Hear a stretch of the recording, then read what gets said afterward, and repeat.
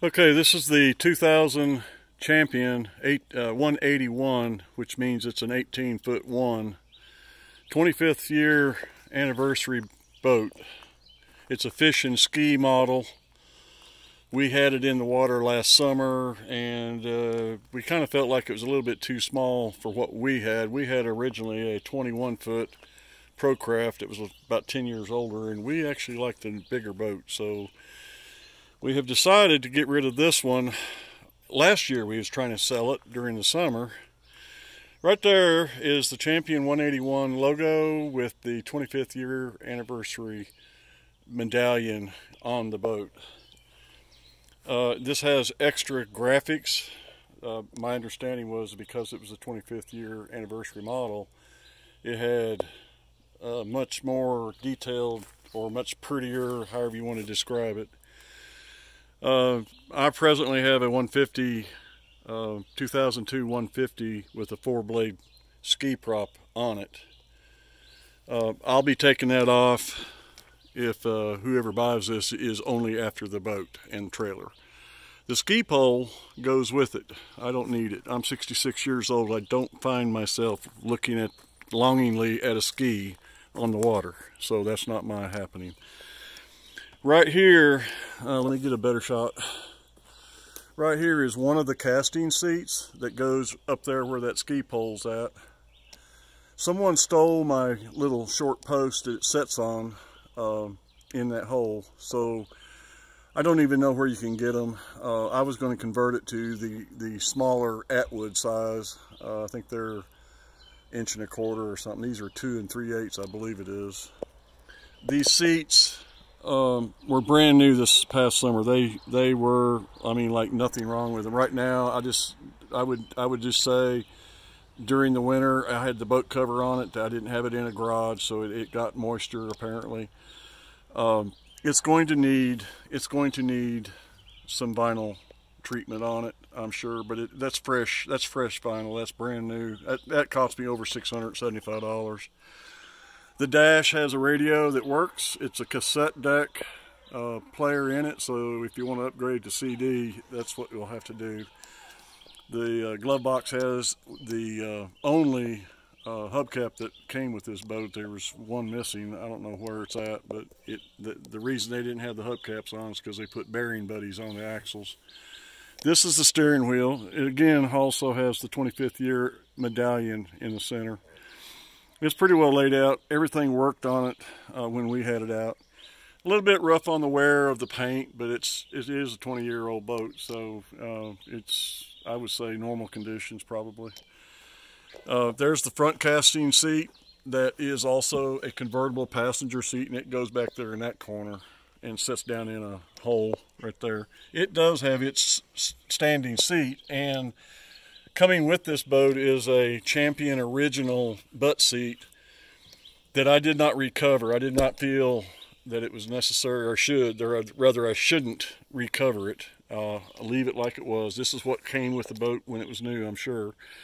So actually, this seat, this post right here is the one that's missing for the back one. Someone helped themselves to it when I had it at a marina nearby here to be shown for sale. But this butt seat is here. You can use it for the front and put this one in the back instead. The trailer has new lights, has new carpet. It doesn't look like it, but it has new carpet on the inside there. You can see new carpet. And on the wheel side, you may not, I probably can't show it. I can't show it. On the wheel side, I put sheet aluminum so that the wood wouldn't be rotting from the wetness. It's a plywood, a treated plywood. If I'm going to say this, it has a hijack, called a hijacker, a jack plate. It's not an automatic one. You have to hoist your motor and loosen in the bolts and set it where you want it, and then tighten them back down. If this boat is possibly worked out a deal where I let the motor go with the boat, then that jack plate would go with it. I'm not going to take things like that off. If I'm keeping the motor, then I'll take the jack plate. It does have a ski ladder to get in and out of the boat out in the water. I can't get it. There it goes. It's in the lock position. There's your gas. The gas cap's right there. Flip it up. And that's mixed gas with this particular motor. This motor here has been rebuilt. It was done by Muscle Shoals marine dealer down in Muscle Shoals, Alabama. It's a 150L. It's carbureted. I actually have a new set of decals. I bought a new set of decals. I was going to put change out the decals. They're somewhat on the edges, a little bit peeled up. But there is a new set in a box. I never put them on. I had plans for this boat. We just kind of decided we wanted to keep our other Procraft instead. And if we keep the motor, then we'll put that Mercury on that Procraft of ours. The bunks on this thing are the original carpet as far as I know. They're okay. There's no, obviously there's wear from years of use, but they're not torn that I could tell, and they're quite usable as they are. The boards, as far as I could see, were solid. The dry, you have dry boxes right here that are here's the box with the decals in it. I used it for my anchor over on that side and my life jackets over on this side. They fit quite nicely. The passenger side seat swivels, and the driver's seat is swivel. It has a swivel under it. However, that motor control over there prevents it from turning. So that one, while it can swivel, it won't be able to swivel if that motor comes with it. If you're taking it off, I'm taking that control off and taking it, putting it on with this motor on my Procraft. Back here is live well. The live well has two lids and has a baffle between the one tank so that the water is shared. So that would be like if you were on a tournament, which I've never done. I'm not a good fisherman, so I never would do a tournament. But this right here is a tank on each side that I believe is for live bait. I don't know that for a fact, but it does have a drain on it, so it indicates it's used for water. I guess you could put some drinks in it if you didn't want that and plug off that drain so the lake water wouldn't get in. The trailer, the damage involved with the trailer and the boat was from a tree that was approximately 6 to 8 inches in diameter. The tree hit where I had, right here was where the trolling motor was, and it hit the end of my trolling motor frame. How it completely missed the trolling motor, it's the motor head and the prop, I don't know, but it missed it. It broke it off, and then the tree came down and hit right here on the bow.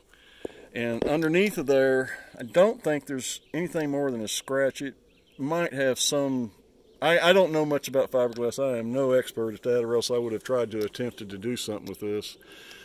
But the rub rail has been pushed down. You can see a rivet right there that's been pulled out of the fiberglass. There's another one right there that's, if it'll focus, is missing. So it did a lot of damage. It hit the rub rail and the tip, and then came down and hit this winch, and this part right here was bent flat. And I straightened it up. I thought I had that fixed. I thought that would not have to be replaced. But this little device right here is missing what goes up there and holds the cogs from turning once you tighten up. If you can see, I'm holding this phone as level as I can. This bumper roller right here has been, when the boat got hit, it, I believe, pushed the bow down against the roller and pushed, because the tree was coming this way at a 90-degree angle to the boat. It hit the tip end, like I say, of the bow, and I think it pushed the boat downwards, and then because of the angle of the tree was going, it pushed it sideways. Now this right here is 1/4 inch steel by 2 inch. It's welded right there at the winch stand. The winch stand itself and the trailer itself has not been damaged. It's quite usable. You could either do one or two things. You could straighten these two strap pieces of steel up.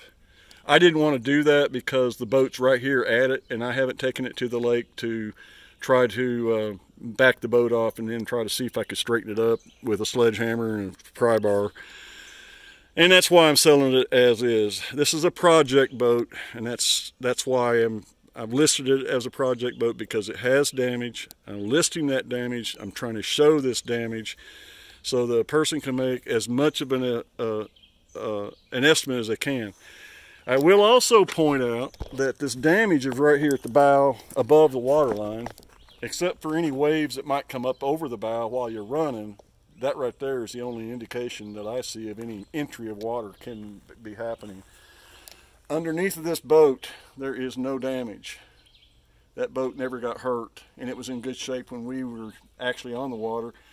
The only problem I had with this motor was the prop hub had been spun out. I don't know why, but that was the way it was. And we didn't get to test this motor other than listen to it run on the muffs. And it has a very nice prop. It's a $450 plus prop. There's not a thing wrong with it. I mean, it's got no gouges on the edges of the blades. Well, there's one tiny one right there. I didn't know about that. There's a little scratch right there. But other than that, this thing is Power Tech propellers, and it's a 24 pitch 4-blade prop, and I've been told it's for skiing, that it's got the ability to pull you right up out of the water, and it does affect the speed of overall top speed of the boat, but that's, as I understand it, to me, I'm 66, so I don't want to do 80 miles an hour down the water. This motor head was, because they had some sort of a failure with the oil. I'm going to set the phone down for just a second and lift this top off.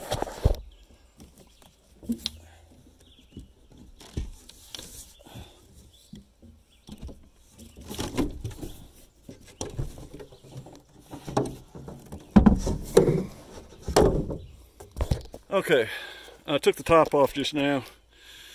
And what we have here is, I was told it had a new power head, but I got to looking at it after I bought it. And again, we were looking at it during a tornado warning in the city we were in Alabama. We heard the sirens in the city going off, and everything was cockeyed, and all we got to do was hear this thing start up and run on the muffs.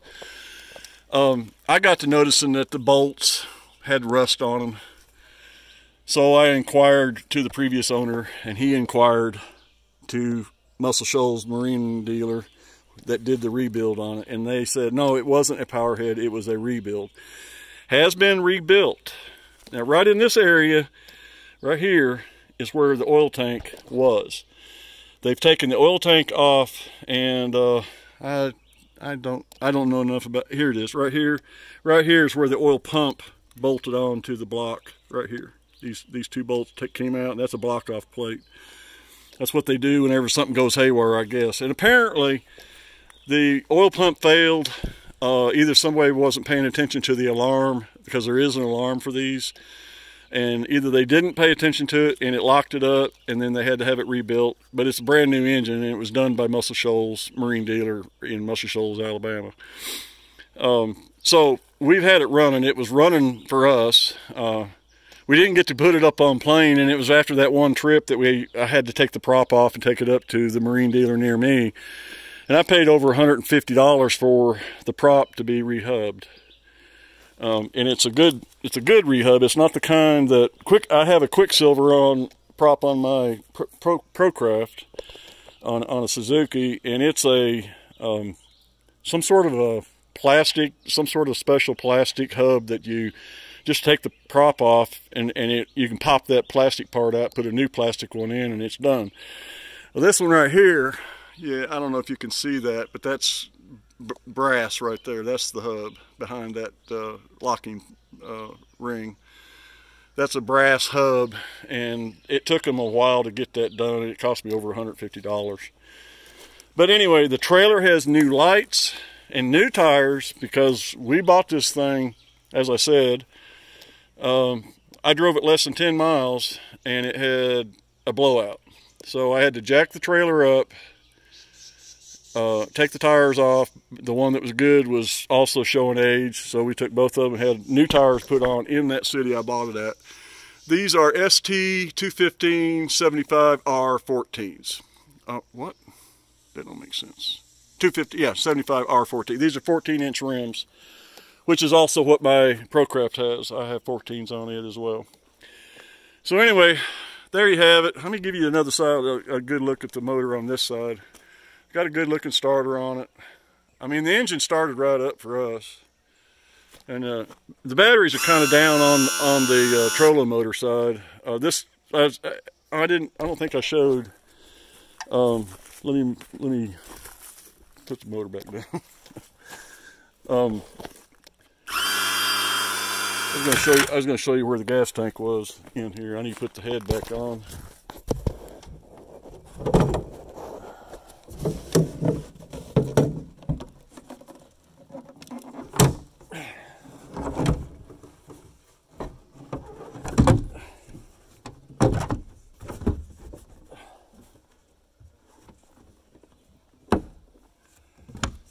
Okay, I got you back.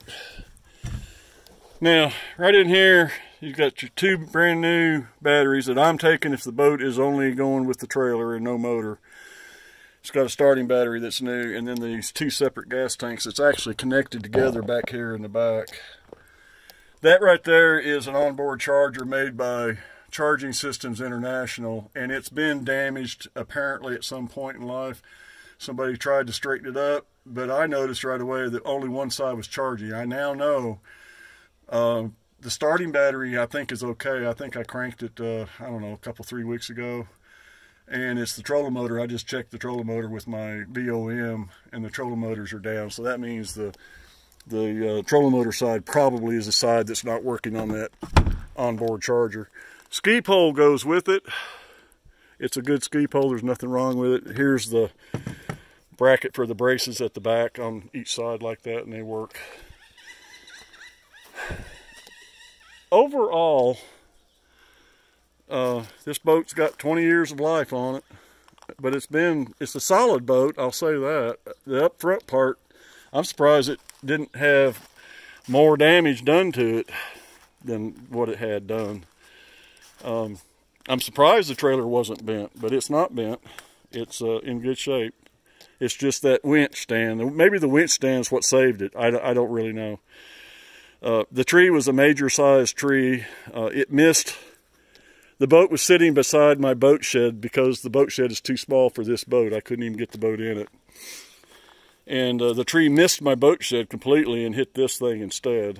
So I don't know if that's lucky or not, but in my opinion, this ain't lucky. So anyway, that's how you got it. This is a overall view of what this boat looks like, what damages it has. I've tried to be honest about everything about it.